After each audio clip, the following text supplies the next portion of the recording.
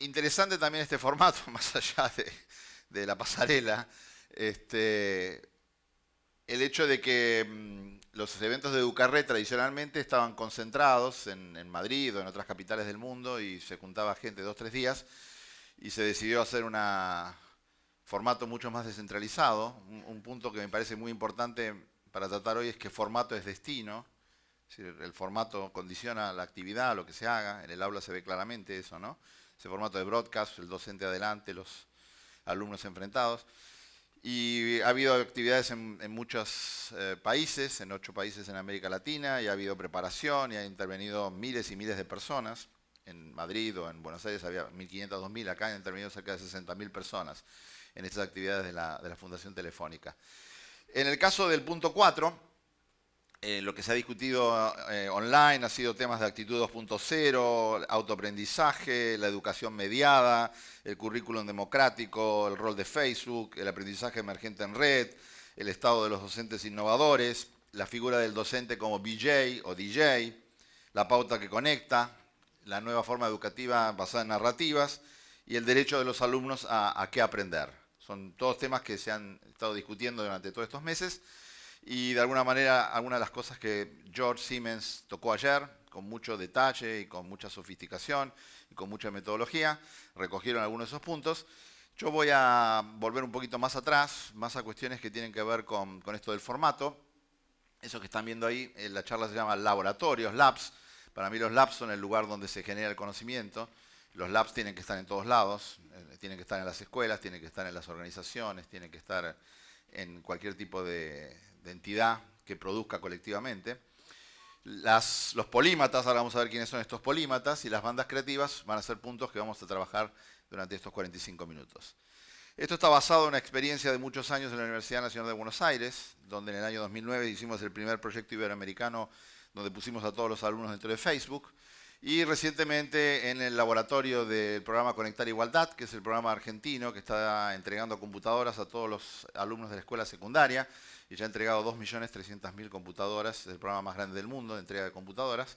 Y aparte de eso está trabajando en una faceta que tiene que ver con las escuelas de innovación y con un laboratorio que es un laboratorio de innovación, pero que tiene que ver fundamentalmente con repensar los formatos de aprendizaje. Polímatas. ¿Qué es un polímata? Un polímata es un poli, muchos, mate, de matesis. Es una persona que es versada en muchos formatos. Puede ser un artista que tiene formación científica. Acá vemos a Leonardo da Vinci, uno de los primeros polímatas de la historia. Este señor fue Diderot. Diderot es importante porque junto a D'Alembert creó la enciclopedia de los artes y los oficios, la primera enciclopedia mundial, sobre todo lo que se estaba haciendo en términos prácticos en París en el siglo XVIII, algo que se editó en 18 volúmenes a lo largo de 30 años, se hicieron 8.000 ejemplares, y es de alguna manera un antecedente de lo que vamos a ver más adelante, que son los artesanos digitales. Este es un polímata más cercano a nosotros, se llamó Buckminster Fuller. Buckminster Fuller fue una persona que reinventó la arquitectura, el espacio, creó coches increíbles, nuevos formatos. Una persona que era artista, era científico, era educador, era aprendiz, todo este tipo de cosas. Y estos dos señores que están ahí, que murieron en el año 78, ella en el año 88, fueron una pareja, y se escribe Eames, se llaman Ray y Charles Eames Eames, que reinventaron el diseño en el siglo XX. Todos estos son polímatas, son inspiradores, son gente que nos enseña a ver y a pensar de una manera totalmente distinta, que tiene que ver con esta cuestión de las intersecciones. La charla va a tener 5 partes. Las partes se va a llamar, la primera tiene que ver con la eusocialidad, la segunda con el intercambio, la tercera con tecnologías, la cuarta con los artesanos digitales y la quinta con una frase que vamos a inventar para hoy que se llama pedagogía laparoscópica. A ver cómo se pronuncia, laparoscópica, que es la pedagogía mínimamente invasiva. O sea que es la raíz cuadrada de la pedagogía que nosotros conocemos. Este soy yo. Hubiese sido yo. Hay un programa en la iPad que te toma una foto y te convierte en un neandertal. No, ni más lindo ni más feo que el sapien que soy yo, ¿no? Pero bueno, la pregunta es, ¿por qué fuimos los sapiens y no los neandertales? ¿Por qué en la escala evolutiva hubo muchos antecedentes? ¿Qué son los antecedentes? Los antecedentes son los prototipos. En la historia de la humanidad hubo 24 intentos fallidos de crear lo que nosotros somos. 23 en realidad, nosotros somos el 24, no sé si somos fallidos, pero bueno. Y esas divergencias se llaman especiaciones. Como decía Álvaro al principio, ¿qué tendrá que ver esto con la educación, no? Tiene mucho que ver con la educación.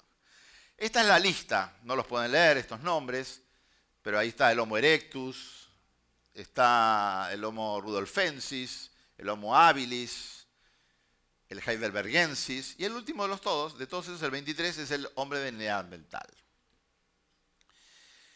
Nosotros coincidimos a lo largo de cientos de miles de años con los Neandertal, ¿no? O sea, si uno mira este gráfico, va a ver que estos son los Neandertal y estos somos Homo sapiens. Nosotros aparecimos antes que ellos, coexistimos con ellos bastante tiempo y ellos desaparecieron y nosotros seguimos y estamos acá en Lima en el año 2012 con una satisfacción en la educación, los peruanos del 42 y los argentinos de solo el 20 y pico, ¿no? Siempre miramos esas cosas cuando aparecen estos estudios comparativos. Bueno, hay peores, Honduras está peor, ¿no? Siempre un consuelo. Estamos entre los tres últimos, pero hay dos que están peor que nosotros. Según lo que dice ese informe, ¿no? Entonces, la pregunta es ¿por qué los Homo sapiens llegamos acá para hacernos estas preguntas y los neandertales, que tenían un cerebro más grande que nosotros, no lo hicieron? Y todo esto tiene que ver con esta cuestión, ¿no? De qué pasó. Y acá este gráfico, es un gráfico bien interesante, es un gráfico que acá abajo tiene los años. Esto dice 3 millones de años atrás, hasta llegar al tiempo presente.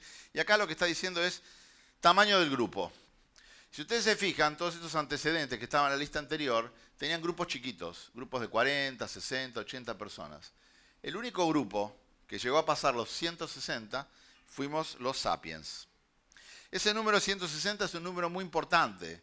Es la cantidad promedio de gente, de amigos que uno tiene en Facebook hoy. No tenían, evidentemente, esta gente hace muchos miles de años no tenían Facebook, pero sí sabían que había los grupos. Algo pasaba cuando uno llegaba a 160, ¿no?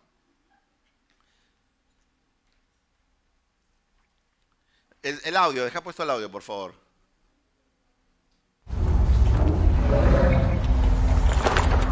Bueno, acá yo quería ilustrar esto, no lo vamos a poder ver todos los videos que están puestos acá. Es una escenita de Yo Robot, donde le interrogan al robot. Murder's a new trick for a robot. Si el asesinato es una habilidad del robot. What does this action signify?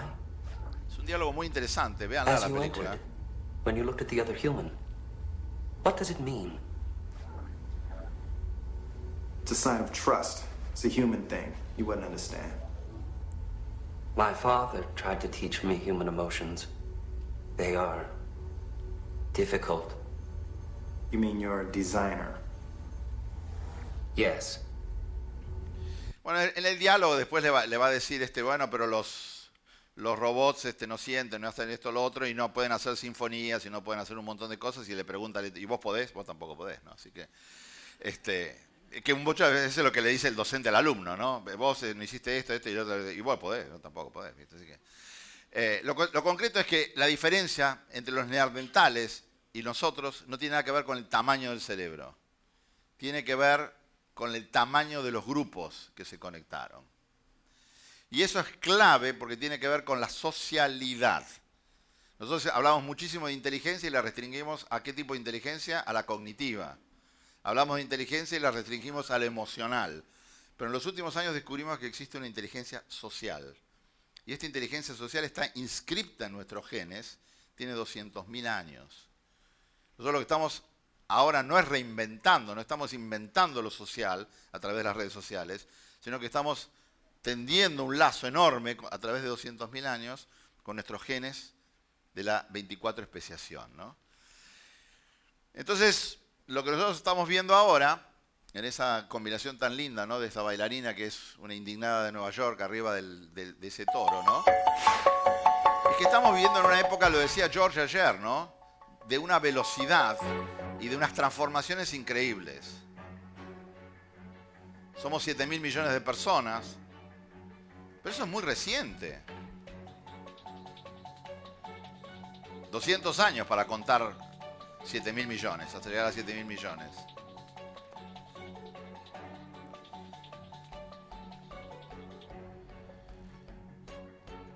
Y miren cómo creció la población mundial. En 200 años pasó de 1.000 millones a 7.000 millones. Y el tiempo de duplicación se fue achicando cada vez más. Es un mundo muy complejo, hay mucha gente. Esto pone presión sobre los recursos, genera todo tipo de conflictos, pero también todo tipo de posibilidades. 5 personas nacen por segundo en el mundo, 2 mueren. Eso está dando una cuenta neta de sigue creciendo la explosión demográfica. Si hubieran visto todo el video todo este tiempo, miren cómo va creciendo la población mundial. Entonces es una época realmente dinámica, es una época de una velocidad y una época de una riqueza extraordinaria. Y que eso se transforma en una cantidad de neologismos, en una cantidad de cosas que van apareciendo. Este es un gráfico precioso sobre el crowdsourcing, sobre el trabajo colectivo. Está lleno de gráficos, de datos, etc. Y lo que esto nos muestra, en definitiva, que lo que importa más que nunca es la diversidad y la cantidad. Nunca hubo tanta gente en conexión, nunca hubo tanta producción cultural, nunca hubo tanto dinamismo, nunca hubo tanta riqueza. Esto evidentemente lleva al conflicto y a la confusión, pero también genera posibilidades enormes y preciosas. Entonces el primer punto tiene que ver con eso. Recordemos que durante 200.000 años hemos sido los seres más sociales que hubo en el planeta. Y ahora lo estamos redescubriendo a través de las redes sociales. El segundo punto, que es fundamental y es interesantísimo, tiene que ver con lo que nos constituye como seres humanos, está ligado a el intercambio, pero tiene que ver fundamentalmente con ese saber social colectivo. Nadie personalmente sabe cómo se hace un lápiz. Creo que nadie acá podría construir uno. Nosotros construimos hace poco uno en el laboratorio, pero había gente que había estudiado cómo hacerlo, ¿no? De hecho, hay un libro maravilloso que es este, que es la historia del lápiz. Una persona escribió un libro de 500 páginas acerca de la historia del lápiz. Es muy complejo hacer un lápiz. Es un saber social colectivo. Nadie lo tiene individualmente. Para hacer cosas complejas se necesitan colectivos. Y esto se nota en todo tipo de actividad. 1000 cerebros pueden mucho más que uno. Toda la educación está basada en individuos, en cerebros individuales. Toda la educación masiva está basada en cerebros individuales que aparentemente son parecidos o iguales. Todos los cerebros son totalmente distintos, todos los individuos somos totalmente distintos. Entonces lo que estamos viendo es que el intercambio genera diferencias, que el intercambio multiplica las posibilidades, que el intercambio, vamos a ver ahora, es la base de la innovación y de la invención. ¿Qué habría acá? Ni yo sé lo que habría acá.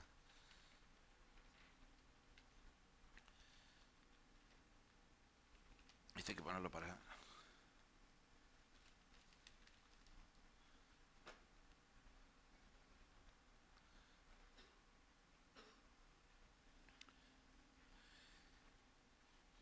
Combinaciones sexuales, compra-venta. El comercio es a la cultura lo que el sexo es a la biología. Lo que genera variedad es el intercambio de las ideas, la multiplicación de las ideas, el acople de ideas. Y esto tiene que ver con la diversidad cultural, tiene que ver con la diversidad lingüística, tiene que ver con la diversidad de pareceres. Lo que ha hecho posible especies como las nuestras es la diversidad, es el acoplamiento, son las transformaciones, las malas copias, las innovaciones. Esto no sabíamos que si uno se da vuelta no lo toma.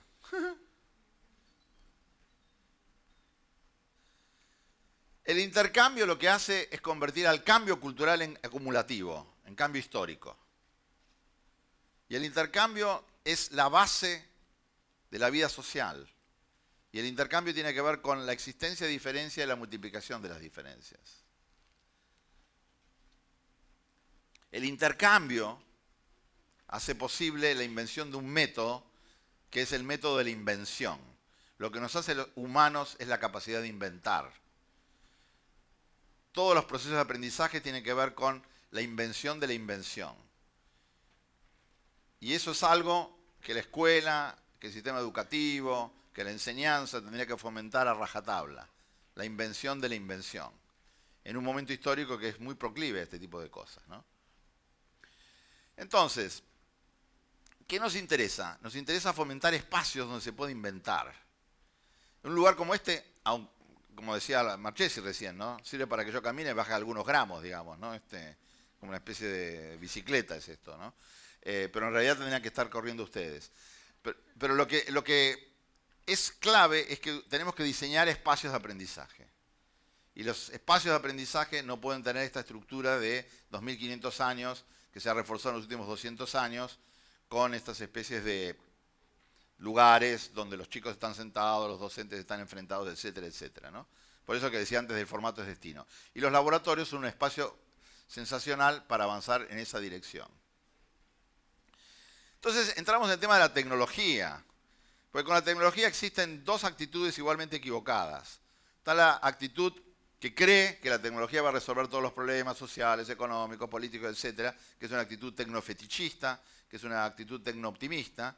Y está la otra actitud que dice, no, los problemas son los problemas, las tecnologías no van a resolver, y entonces uno entra en una actitud absolutamente tecnonegativa o una actitud que tiene que ver con el tecnopesimismo. Tecnología es todo. No hay nada que no tenga que ver con la tecnología. Esto es tecnología. Es una tecnología extraordinaria. Tiene miles de años.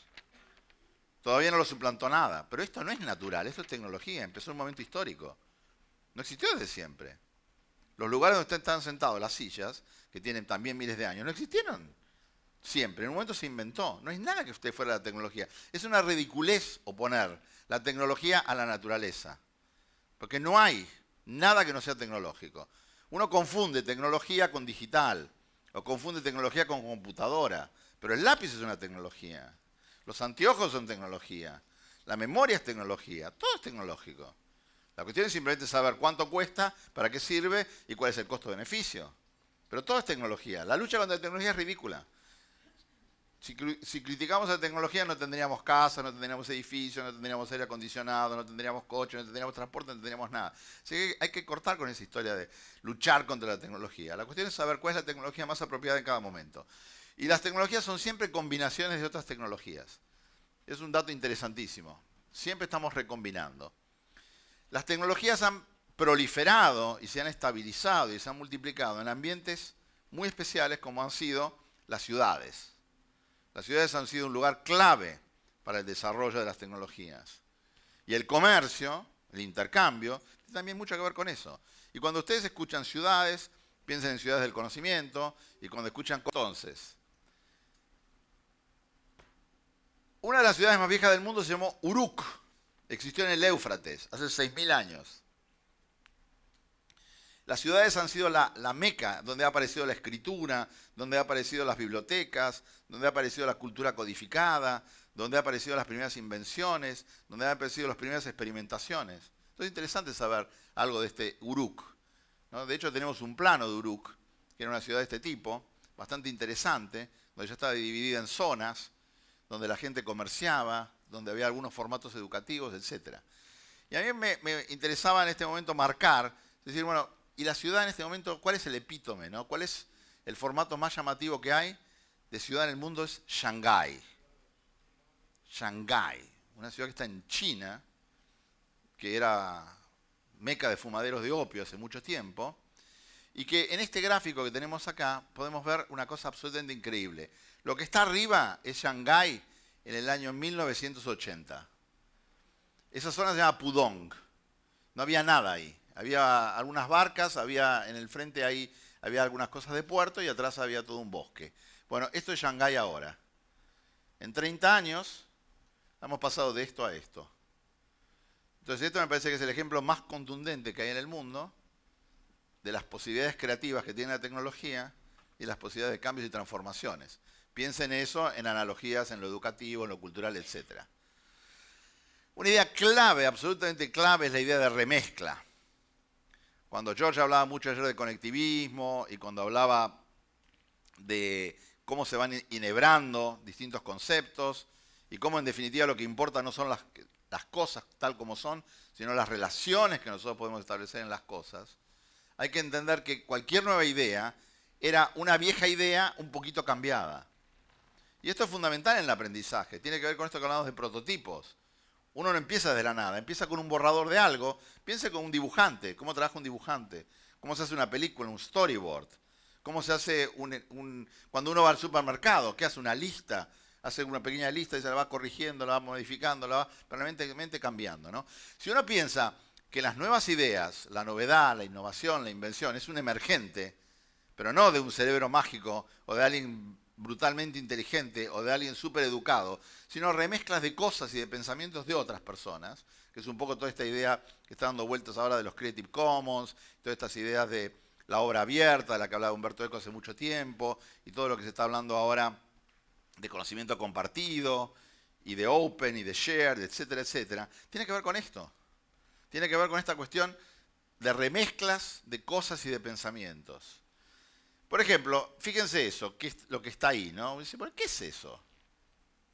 Parece un objeto, ¿no? Puede ser algo divertido. En realidad es una víbora hecha de plastilina. Qué bueno, qué interesante, una víbora hecha de plastilina, ¿para qué servirá eso, no? Ahora, la persona que trabajó con eso, la remezcla, etcétera, en realidad lo que hizo fue lo siguiente.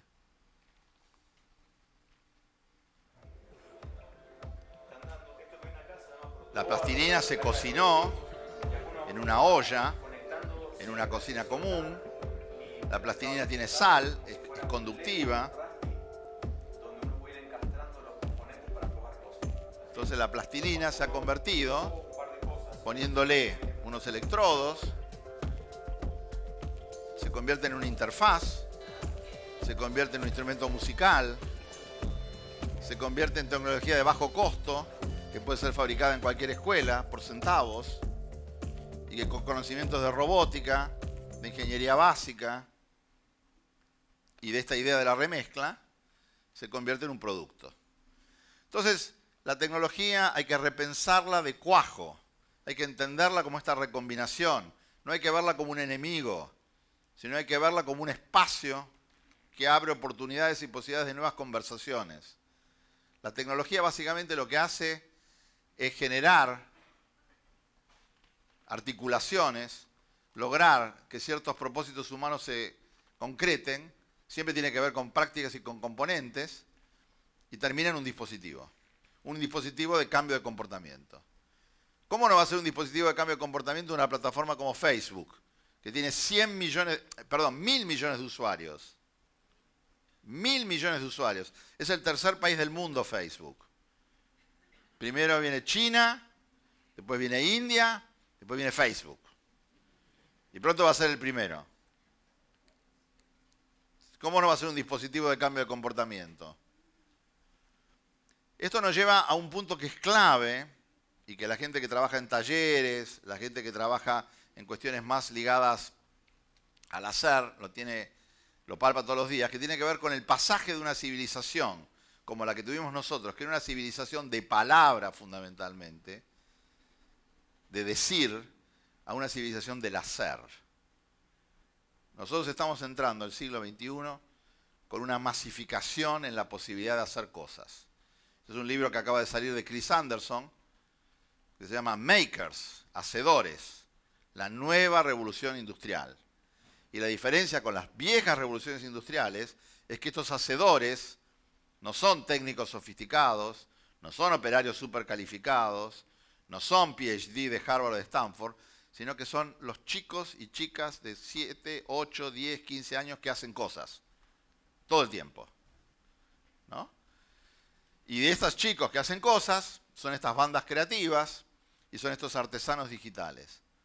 El mundo del siglo XXI va a ser un mundo de convergencia permanente entre el hacer y el decir, va a ser un mundo de convergencia permanente entre gente que hace cosas y piensa cosas, y que piensa cosas y hace cosas. Pero no es una cosa o la otra, sino ambas permanentemente.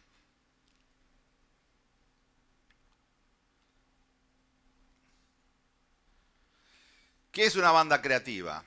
Claro, en la historia tenemos un montón de ejemplos, ¿no? Ese es Duke Ellington. ¿Cómo no va a ser una banda creativa Duke Ellington? ¿Y quiénes son estos señores? Estos señores son unos caraduras. Son unos genios caraduras. 50 años cantando. Son todos Dorian Gray. Yo no sé qué tomaran. Tomaban de todo, ¿no? Se caían de los árboles también, ¿no? Le pasaba de todo. Están todos arrugados. Y sin embargo tocan tan o mejor que al principio. Esa es una banda creativa. Son modelos que nosotros tenemos. El Media Lab del MIT, el laboratorio más sofisticado del mundo, donde se hacen cosas y se piensan cosas, fundado por Nicolás Negroponte hace 25 años. Ahí están trabajando con robots emocionales. Son robots que miran a la gente, entienden los estados de ánimo y se comportan de acuerdo a tal cosa, como si fueran personas, ¿no? Y acá no se ve la persona que está ahí adentro, pero es un arquitecto famosísimo, se llama Norman Foster, que está en Londres, que diseñó, por ejemplo, entre otras cosas, el aeropuerto de Pekín, y que tiene la gente que trabaja con él en su estudio. Se llama Norman Foster and Partners. Es una banda creativa. O sea, tenemos bandas creativas permanentemente. O sea, tenemos que converger en la creación de bandas creativas. Y todas estas personas que están acá, así como habíamos hablado antes de bandas creativas, esta es una mujer que trabaja en temas de realidad híbrida. Este señor se llama Edward Wilson. Acaba de sacar un libro increíble que se llama La conquista social del mundo. Juan Enríquez es una persona que está trabajando en los nuevos formatos evolutivos humanos, lo que se llama Homo evolutis. Este es maestro de maestros, Sugata Mitra, el autor de Un agujero en la pared, que está revolucionando la forma de entender la educación. Negroponte, que inventó el modelo 1 a 1. Y este otro también, Pranab Mistra, que inventó un dispositivo que se llama sexto sentido. O sea, son todos estos polímatas. Y los polímatas, las bandas creativas, los labs, ¿a dónde nos ponen? ¿Dónde nos dejan? Nos dejan en este momento en que estamos pasando de la cultura de imprenta a la cultura digital. Estamos viviendo los estertores de Gutenberg, del paréntesis de Gutenberg, todo ese tipo de cosas. Estamos entrando en el mundo de la cultura digital. Que ya lo había anunciado McLuhan hace mucho tiempo. The message. And the medium itself is the message. If we don't understand the medium, that is television, new media, e-media, the internet, painting, whatever it is, then we won't understand what the message is. And the medium itself influences society. Entonces, eso lo decía hace mucho tiempo de la televisión, porque murió en el año 80 McLuhan, no vio el internet, no vio nada de estas cosas, pero sin embargo tenía muy buenas intuiciones. Lo que estamos viendo aparecer en forma masiva, lo decía Marchesi recién, la escuela no cambia para nada, pero la sociedad cambia todo el tiempo. Y los chicos en la casa cambian todo el tiempo. Y los docentes en la casa cambian todo el tiempo. Porque yo conozco un montón de docentes que tienen email, pero no usan la computadora en la escuela. Docentes, no hablo de alumnos. Los cambios son permanentes. Estas nuevas prácticas sociales y culturales que vemos por todos lados, ¿no? When humans make stuff, we tend to make interesting things. In the olden days of 30, 40, 50 years ago, people didn't make things. Antes la gente no hacía so people would cosas. go to photography exhibits, people would go buy records. La gente compraba las and there were cosas. professional artists. Eso por eso and estamos now hablando de makers, everybody's ¿no? a photographer, everybody's a filmmaker, everybody's a Ahora writer, todo el mundo saca everybody's a fotos, musician. todo el mundo hace música, todo el mundo intercambia, todo el mundo comparte, ¿no? Entonces es muy fuerte esto, esta masificación de la producción. ¿En qué dirección vamos en esto? Generar estos dispositivos, ¿no? Experiencias innovadoras. Entonces, uno de los varios videos que vamos a mostrar acá rápido, que tiene que ver con lo que hacemos en el laboratorio, ahí en Conectar Igualdad, ¿no? Chicos de escuelas que pasan, miembros del laboratorio que trabajan con robots, generando dispositivos, buscando intersecciones. Acuérdense lo que decíamos, ¿no? Que la innovación tiene que ver con cambiar lo que ya existe, ¿no? Entonces tenemos varias líneas de trabajo en el laboratorio, pero que más líneas de trabajo del laboratorio son, de alguna manera, una especie de paneo sobre los grandes temas para investigar, para trabajar, y que van a diseñar, guste o no guste, la nueva agenda educativa del siglo XXI. Y el primero es el pasaje del aprendizaje, que hasta ahora era un aprendizaje a partir de los libros, leyendo libros, el mundo estaba representado sobre los libros, nosotros nos creamos y nos criamos leyendo libros, porque el mundo estaba representado en el papel. El mundo ahora está siendo construido en las pantallas. Entonces tenemos todo este tipo de cosas, libros interactivos, microformatos, videojuegos. El otro día vi un videojuego de la Plaza de Mayo, que es un boceto de una plaza muy emblemática, como si fuera la plaza acá de Lima, donde el videojuego va a ir registrando los hechos más importantes de los 200 años de la historia argentina, permitiendo jugar para entenderlos y para participar de ellos, ¿no? Y estamos viendo muchos formatos audiovisuales, que lo que tienen de interesante estos formatos, que son construidos por gente como nosotros. No son formatos profesionales, sino que son formatos muy amateur, formatos que tienen que ver, lo dijo Marchesi, lo estábamos hablando esta mañana, ¿no? Para mí, la plataforma más maravillosa que hay es la plataforma de YouTube. Es una plataforma que tiene 7 años nada más y que permite subir 72 horas de video por minuto. 72 horas de video por minuto. Y aunque el 90% de lo que hay en YouTube no sirva para nada, lo que hay es absolutamente maravilloso y potente, ¿no? Entonces estamos trabajando en el aprendizaje en las pantallas. ¿Cómo se aprende con las pantallas? ¿Cómo se aprende de las pantallas? Estamos trabajando en el conocimiento mediante códigos y bits. Tiene que ver con esa víbora que les mostramos antes. Una idea que tenemos que nos parece muy potente y que hay que venderla y que hay que promocionarla y que hay que conseguir que los ministros de educación la compren, es la idea que todo el mundo tiene que aprender a programar. La programación tiene que ser el lenguaje de todo el mundo. Por una cuestión política. Porque si no programamos, vamos a ser programados. Si no programamos, estamos siendo programados. La potencia de la computación es tan enorme que todo se está convirtiendo en una caja negra, y si uno no puede modificar esa caja negra, termina siendo programado, ¿no? Y acá hay un ejemplo increíble de 2 estudiantes del MIT que usan una placa, que es la que usamos nosotros, que se llama una placa Arduino, que es hardware programable, y que permite hacer cualquiera de estas cosas. Miren.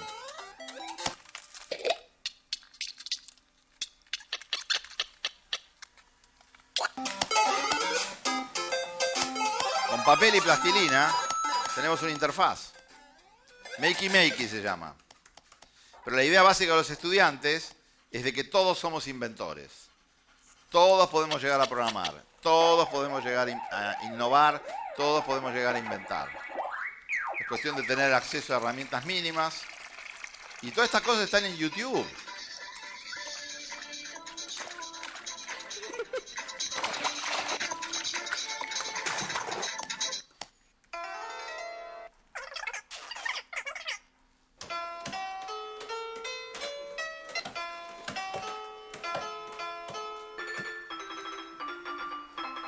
El banana piano, está bueno eso. Para regalar.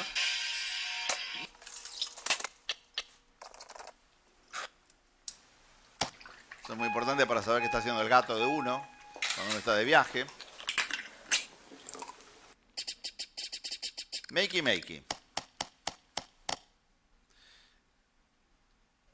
Otra línea es el trabajo que es más afín a lo de ustedes, que es el rediseño de entornos educativos.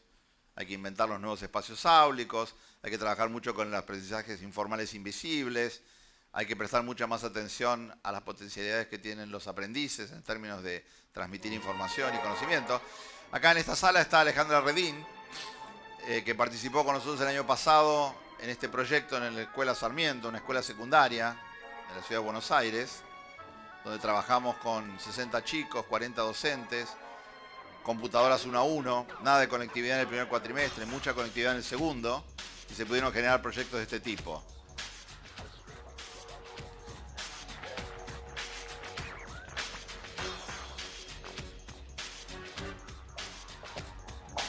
Mucha acción, mucha intervención, mucha modificación del espacio.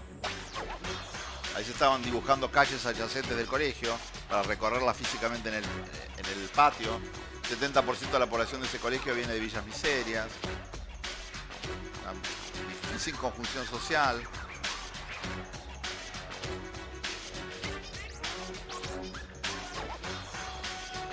La idea de trabajar por proyectos, la idea de trabajar en equipo, la idea de no parcializar las disciplinas, la idea de generar productos audiovisuales, la idea de trabajar con proyectos de los propios alumnos, la idea de hacer una evaluación, como se decía hace un rato, que no fuera convencional. Teníamos 2 boletines, un boletín 1 a 1. La idea de simular actividades complejas, crear un territorio, crear un gobierno. Bueno, todas esas cosas se pueden hacer aquí ahora. No hay que esperar al año 3000 para poder hacer estas cosas. Después la idea de narrar. La idea de narrar es clave. Todos nosotros somos hijos de los cuentos de nuestras madres. Nos encanta que nos cuenten cuentos. Nosotros contamos cuentos. Consumimos cuentos como nunca, porque ¿qué es una novela? ¿Qué es cine? ¿Qué es la literatura? Son ficciones. ¿Y por qué consumimos ficción? ¿Y por qué lo que más nos gusta es consumir ficción? Porque cuando consumimos ficción, estamos sintonizando con cerebros de otras personas que nunca vamos a conocer en la vida real y que a veces tienen vidas sumamente ricas. En mi caso particular, me acuerdo de haber leído con fruición increíble La ciudad de los perros, en el año 1962, Vargas Llosa, cuando fue premio Seix Barral. Y después de ahí haber leído Conversación en la Catedral, haber leído La Casa Verde, haber leído tantas cosas. Y cada una de esas cosas, la ficción lo que hace es potenciar la capacidad de distinción. Nos hace mejores y más complejas personas. Entonces la cuestión acá es no simplemente consumir buenas narrativas, sino generar nuevas narrativas, ¿no?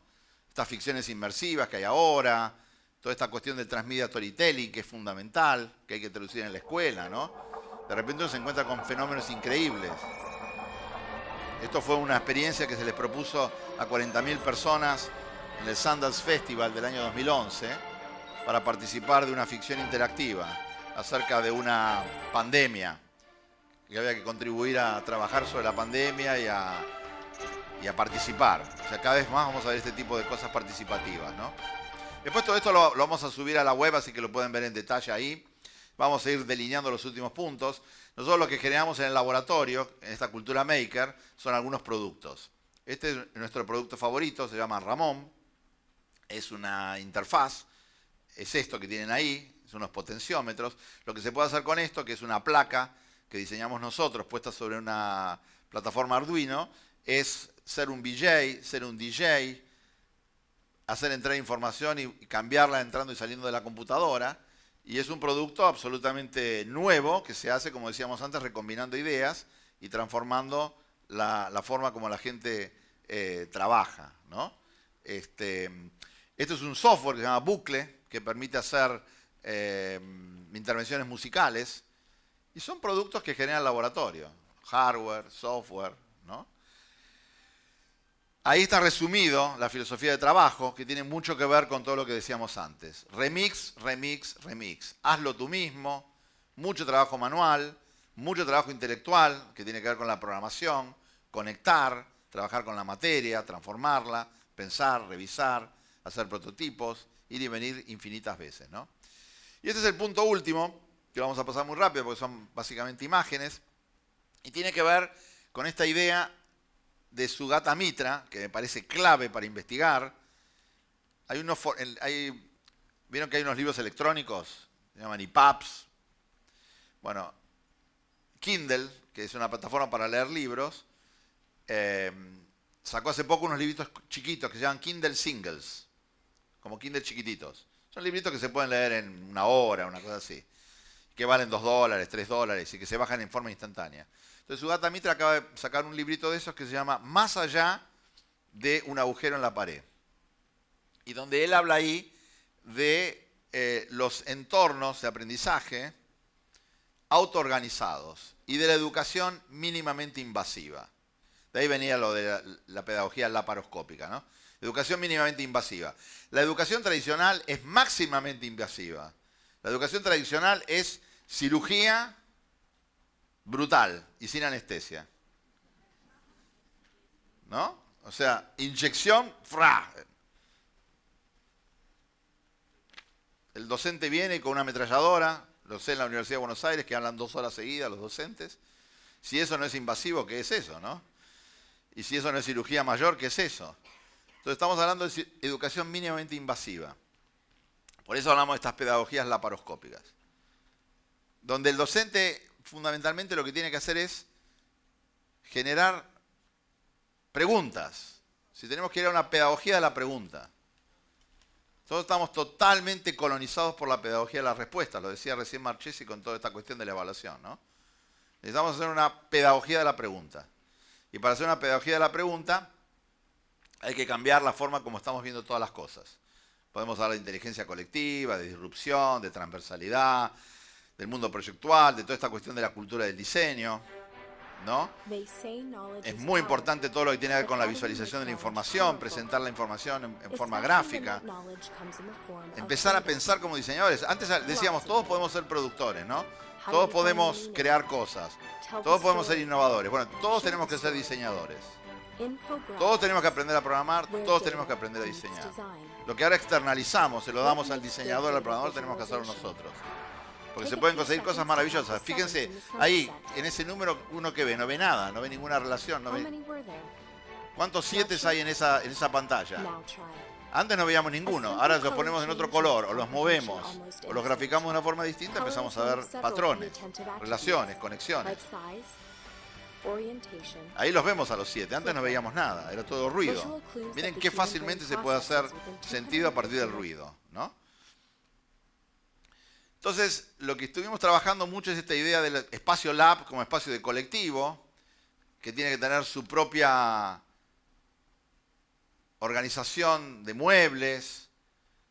Diseñamos algunos muebles, nos quedamos en el camino, tuvimos problemas, etcétera, pero eso va en dirección de un trabajo de ocupar el espacio de una manera diferente, tener nuestros propios criterios de almacenamiento de las cosas con nuestra propia estética.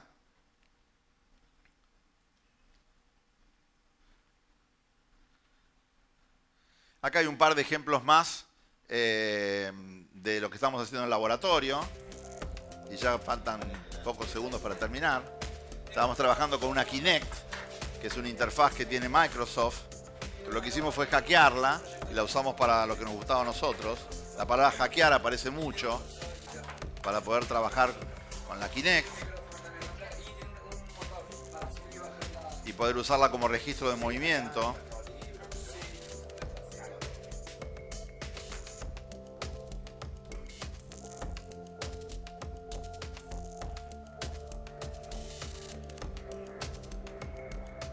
La idea es multiplicar este tipo de experiencias permanentemente y trabajar todo el tiempo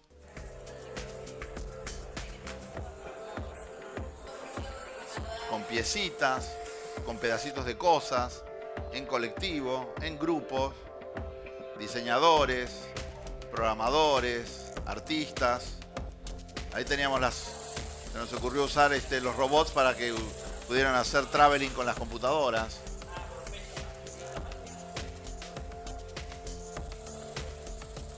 Una cosa muy simple, ¿ven? De vuelta, recombinar, desarticular, pero con mucha potencialidad. Y lo último, son 5 ideas, muy complejas las ideas que nos vuelven al principio, son tremendamente complejas, pero con un corolario realmente sorprendente. Antes hablamos de autoorganización, la evolución es autoorganización, es emergencia, aparecen fenómenos imprevistos, los seres humanos somos parte de esos fenómenos imprevistos. Entonces hay 5 ideas que son estas finales. Los sistemas conectados, 1.000 millones de personas en Facebook, 7.000 millones de personas en el mundo, decenas de millones de peruanos, millones de chicos en el colegio, son sistemas conectados. Los sistemas conectados a veces tienden a autoorganizarse. Ahí tenía muchas ganas de autoorganizarse porque se repitió 2 veces y 3 veces. Así que se quieren seguir organizando, los sistemas conectados. Los sistemas conectados, algunos sistemas conectados tienen cognición. O sea, son seres que tienen capacidad cognitiva. Y esa capacidad cognitiva permite discernir el pasado y permite avisorar el futuro. Hay pocos seres en la escala biológica que tienen esa capacidad. Nosotros somos unos de ellos, ¿no? O sea, podemos mirar, estamos parados en el presente, podemos mirar para atrás, podemos mirar para adelante. Eso produce conciencia. Yo sé lo que pasó acá, quise hacer un invento y salió mal. Así que tómenlo como un prototipo. Eran 5 cosas diferentes, pero quedó así. Pero básicamente la idea es, si los sistemas conectados tienden a autoorganizarse, si la educación no es un sistema conectado autoorganizado, y si la educación es un sistema conectado autoorganizado, ¿qué pasa entonces con esta relación tradicional y convencional que tenemos de que la educación es gente que enseña a gente que aprende. ¿Qué pasa si las posibilidades de autoaprendizaje son muchísimo más grandes que las que tenemos nosotros, consideramos hasta ahora? Entonces, esto es la síntesis: eusociabilidad, intercambio, tecnologías, artesanos digitales, pedagogía laparoscópicas. Muchas